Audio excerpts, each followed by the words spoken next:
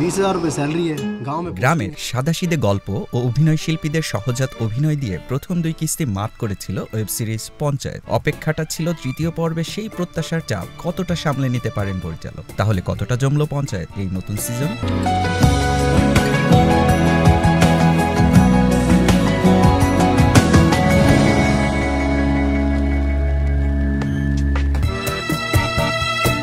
OTT platform Amazon প্রাইমে গত 28 মে মুক্তি পেয়েছে ওয়েব সিরিজের 3য় কিস্তি। এই সিজনে লেখক চন্দন কুমার ও পরিচালক দীপক কুমার মিশ্র খেলেছেন বর্তমান সময়ের গ্রামের সবচেয়ে আলোচিত বিষয় রাজনীতি নিয়ে, আর সাথে ছিল মানবিক সম্পর্কের কিছুটা ছোঁয়া। তবে এই দুজন চিত্রনাট্যে মানুষের মন নিয়েই এবার বেশি ব্যস্ত ছিলেন। নগদে 500 টাকা বা তার বেশি পেমেন্টে পেতে পারেন ঢাকায় জমিসহ 20 কোটি টাকার পুরস্কার। উত্তরপ্রদেশের ফুলেরা গ্রাম, সেখানকার বাসিন্দা সচিবজি, প্রধানজি, বিকাশ সবাইকে আগের মতো আছে। বিধায়ক কি নতুন হাঙ্গামা তৈরি করেছে? ভূষণ এবার কোন মতলব বাড়বে? রিঙ্কির সঙ্গে কি সচিবজির সম্পর্কটা কি এবার হবে নাকি অপেক্ষা আরও বাড়বে? এসব প্রশ্ন নিয়ে অধীর আগ্রহে 3য় সিজনের জন্য বসেছিলেন পঞ্চায়েতের দর্শকরা। তাদের নিরাশ করেননি কুমারদ্বয়। আগের পর্বের গুরুত্বপূর্ণ কোনো চরিত্রই বাদ রাখার ঝুঁকি নেননি। এমনকি হাস্যরস যুক্ত করতে ছোট অনেক চরিত্রকে ফিরিয়ে এনেছেন। তবে এবার গল্প বলার ঢঙে কিছুটা পরিবর্তন আনা হয়েছে। খুব ছোট করে বললে 3য় কিস্তি ভিলেজ পলিটিক্সের উপর ভর করে বানানো। তবে ভিলেজ পলিটিক্সের দাঙ্গা হাঙ্গামার যে ছাপ থাকে এখানে তা খুব একটা দেখা যায়নি। এই দিক দিয়ে গুরুত্ব না দিয়ে গ্রামবাসীর একতার বিষয়টাকে তুলে আনার চেষ্টা করা হয়েছে। স্থানীয় বিধায়ক ফুলেরা গ্রামের ওপর নাখুশ, বারবার তাকে বেইজ্জতি করেছে এই গ্রামেরই মানুষ। এই কারণে তিনি হামলা করতেই চলে আসেন। এরপর কি হয়, গ্রামবাসী কিভাবে বিধায়ক ও তার সাঙ্গপাঙ্গদের মোকাবেলা করে, এমনকি ভূষণ ও তার দলবল ছিল বিধায়কের পক্ষে, এসব প্রশ্নের উত্তর পাওয়া যাবে এবারের সিজনে।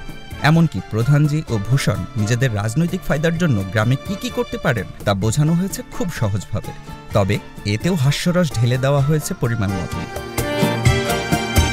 রিঙ্কির সঙ্গে সচিবের সম্পর্কটা এগিয়েছে খুব ধীর গতিতে। প্রথম দিকে গল্পের গতিও ছিল ধীর, এজন্য দর্শক ধরে রাখা কিছুটা কঠিন হতে পারে অবশ্যই। কিন্তু গ্রামের প্রথম 2 সিজনে যারা উপপ্রধান প্রহ্লাদের হাস্যরসে বুঁদ হয়েছিলেন, এই পর্বে দেখবেন তার অভিনয়ের নতুন ঝলক। সামরিক বাহিনীতে থাকা তার ছেলের মৃত্যুর পর তিনি কতটা একা হয়ে গেছেন তা তার চেহারার অভিব্যক্তিতেই স্পষ্ট ছিল। সিরিজের এবারের সিজনের শেষটা একটু অন্যরকম হলো। তাতে বেশ তাড়াহুড়ো ছিল বলেই বোধহয় হয়েছে। পঞ্চায়েত নির্বাচন কি এবার হলো তা জানতে হলে দেখতে হবে সিরিজটি। শেষ দিকে চমকটা কেউ হয়তো আশাও করবেন না। অভিনয়ের প্রথম 2 পর্বের মতোই দুর্দান্ত ছিলেন প্রায় সবাই। পঞ্চায়েত সচিবের ভূমিকায় দ্বিজেন্দ্র কুমার আগের মতোই স্বাভাবিক চালের অভিনয়টাই করেছেন। প্রধানজির চরিত্রে রঘুবীর যাদব, তার স্ত্রী মঞ্জু দেবীর চরিত্রে নীনা গুপ্তা, বিকাশের চরিত্রে চন্দন রায় ছিলেন ঠিকঠাক। এছাড়া অভিনয় আরও ছিলেন ভূষণ চরিত্রে দুর্গেশ কুমার, রিঙ্কি চরিত্রে সানভিকা, বিধায়ক চরিত্রে পঙ্কজ ঝা প্রমুখ। চমক দেখিয়েছেন উপপ্রধান প্রহ্লাদের চরিত্রে অভিনয় করা ফয়সাল মালিক। এর আগে গ্যাংস অফ ওয়াসিপুরের ছবিতে এক ঝলক তাকে দেখা গিয়েছিল। এবার তিনি নিজেকে পুরোটাই নিংড়ে দিলেন। সিনেমাটোগ্রাফি প্রথম 2 পর্বের মতোই দারুণ ছিল। গ্রামের সৌন্দর্য আর গাছের সবুজ পাতায় বাতাসের ঝাপটা দেখানোর জন্যই প্রায়ই এরিয়াল শট নিতে হয়েছে। 3 নম্বর সিজনে যোগ করা হয়েছে কয়েকটি গানও। মিউজিকে ছিলেন অনুরাগ সাইকিয়া। ব্যাকগ্রাউন্ড মিউজিক ঠিকঠাক ছিল এবারও।